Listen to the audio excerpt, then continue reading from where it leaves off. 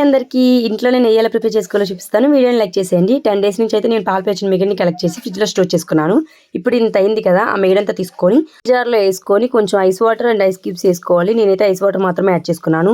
మనం నెయ్యి తయారు చేస్తామన్న 1 అవర్ ముందు పాల మిగిలిని ఫ్రిడ్జ్లో నుంచి తీసి కొంచెం సైడ్కి పెట్టండి. ఎందుకంటే దాంట్లో ఉన్న కూలింగ్ అంతా పోతుంది. అప్పుడైతే నీట్గా వస్తుంది వెన్న.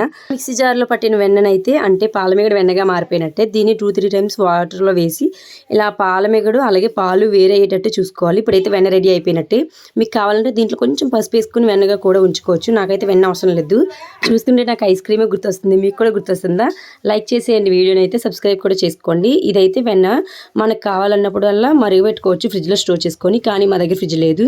అయితే నెయ్యి కావాలని నేను నెయ్యి ఇప్పుడే మరగబెట్టేసుకున్నాను. చూస్తున్నారు కదా ఎంత బాగుందో ఎల్లో కలర్లో. నేనైతే ఇది ఆవు పాలు మిగడుతో చేశాను. బాగుంది కదా, మీరు కూడా ఇంట్లో ఎప్పుడైనా ట్రై చేస్తే కామెంట్ అయితే చేసేయండి. చూసారా ఎంత బాగుందో చూడడానికి కూడా. ఇదైతే వెన్న, దీన్ని అలా ఫ్రిడ్జ్లో స్టోర్ చేసుకుంటే ఎంత బాగుంటుందో. మంచిగా బ్రెడ్ రోస్ట్ చేసుకునేటప్పుడు కూడా వేసుకోవచ్చు. చక్కగా ఎంత బాగుంటుందో. పిల్లలకి చాలా హెల్తీ. బట్ నేనైతే వెన్న కావాలనుకోవట్లేదు, నెయ్యే కావాలి. అంటే కొంచెం సున్నుండి ప్రిపేర్ చేద్దామని ప్లానింగ్. అందుకని చూసారు కదా, ఇలా వైట్గా వచ్చే వాటర్ వైట్గా వచ్చే వరకు ఇలా 2-3 టైమ్స్ అయితే వాష్ చేసుకోండి. మంచిగా వెన్న అనేది ఇలా చిన్న చిన్న ఉండలుగా చుట్టుకున్నాను నేను. అంటే చేతికి పట్టడం లేదని అంత పెద్దదైతే. ఇప్పుడైతే వాటర్ వంపేసి ఇంకా మరగపెట్టుకోవడమే. చాలా ఈజీ అంటే ఈజీ ప్రాసెస్. మీరు కూడా ఎప్పుడైనా చేస్తే కామెంట్ చేయండి. నేనైతే ఇది ఆల్మోస్ట్ చాలా టైమ్స్ చేశానులేండి. ఎప్పుడైనా వెన్నను కూడా ఫ్రిడ్జ్లో స్టోర్ చేసుకోవాలి. మేబీ మేము ఫ్రిడ్జ్ కొనాక అయితే అదే పని చేస్తాను. వెన్నను కూడా స్టోర్ చేసుకొని ఐస్ క్రీమ్లా ఉంటుంది కదా, నాకు చూడడానికి చాలా ఇష్టం. అందుకని వెన్నను స్టోర్ చేస్తా అంటున్నాను. ఇంకా ఇక్కడైతే నెయ్యి ప్రిపేర్ అయిపోయినట్టే. దీంట్లో కొంచెం మెంతులు లేదా తమలపాకు వేస్తే చాలా మంచి స్మెల్ వస్తుంది. నేనైతే ఇప్పటి వరకు ట్రై చేయలేదు తమలపాకులు అయితే. మెంతులు అయితే చాలా టైమ్స్ వేసాను. దీనికి పెద్ద డిఫరెన్స్గా ఏమనిపించలేదు నాకు. మెంతులు వేయడానికి లేకపోతే నార్మల్గా ఇలా ఉండడానికి. చూడండి ఎంత బాగుందో కలర్. మంచి లైట్ ఎల్లో కలర్, అదే ఎల్లో కలర్ చాలా బాగుంటుంది. డిఫరెంట్గా ఎల్లో కలర్. ఇది చాలా ఇష్టం నాకు ఈ కలర్. మంచి స్మెల్ వస్తూ ఉంటుంది. మేము నెయ్యి కాగెడితే ఎవరికైనా తెలిసిపోతుంది పక్కన ఉన్న వాళ్ళకి కూడా. మాది అందులో పల్లెటూరు. అందరూ అడుగుతారు ఏం చేస్తున్నారు, నెయ్యి చేస్తున్నారా అని. ఎందుకు నెయ్యి అని అన్ని క్వశ్చన్లు వేస్తూ ఉంటారు.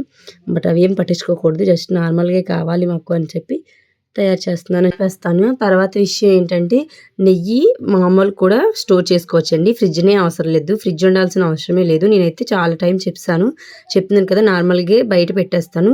గాజు జార్ లేదా నేనైతే స్టీల్ ఉంటుంది కదా, స్టీల్ బాక్సుల టైప్లో ఉంటాయి కదా కొంచెం పొడవుగా ఉండేవి, దాంట్లో అయితే స్టోర్ చేస్తాను. మీకు ఇంకా ఎలాంటి వీడియోస్ కావాలో కామెంట్ చేయండి. నాకు స్టిచ్చింగ్ వచ్చు, గార్డెనింగ్ వీడియోస్ చేస్తూ ఉంటాను. ఆల్రెడీ మీరు నా షార్ట్స్ చూస్తే తెలుస్తుంది. గార్డెనింగ్ వీడియోస్లో అలాగే కొన్ని హారెస్ట్ వీడియోస్ పెడదాం అనుకుంటున్నాను. ఏమంటారో కామెంట్ చేయండి. అది కూడా లాంగ్ వీడియోస్. Shorts videos చేసానులేండి.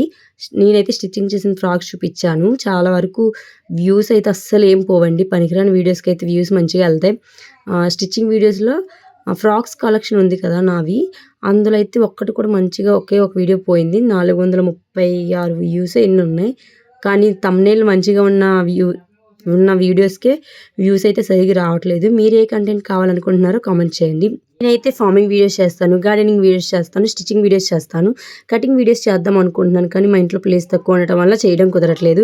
ఇప్పుడు సంక్రాంతి ఉంది కదా, నేను స్టిచ్ చేసే ఫ్రాక్స్ అన్నీ లాంగ్ వీడియోస్ చేసి పెడతాను. చూద్దాం ఎంతవరకు వ్యూస్ వెళ్తుందో.